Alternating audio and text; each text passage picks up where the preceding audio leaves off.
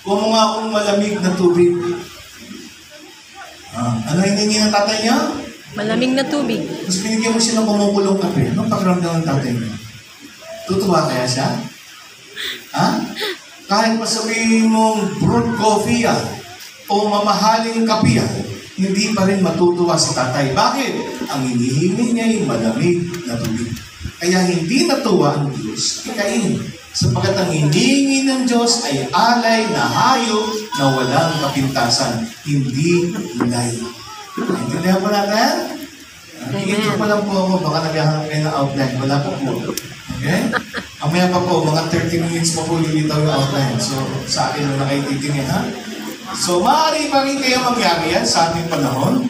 Maaari pa rin kaya nating maipagkamali na nalulugod ng Diyos sa ating paglilingkod sa kabila ng katotohanan hindi naman nakahanay yung ating buhay sa Kanya.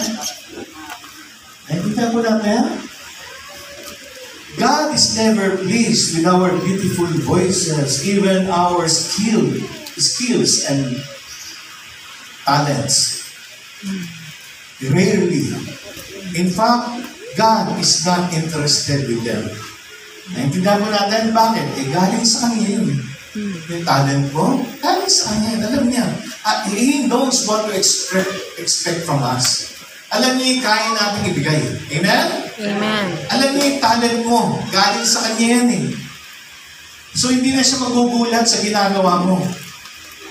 God will never be surprised with anything that we do before Him. Kasi kilala niya tayo. Tingnan mo.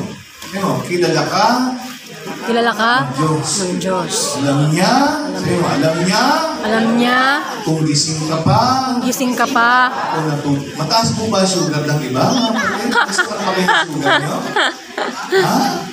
Okay. So, mamaya na po magpahinga, ha?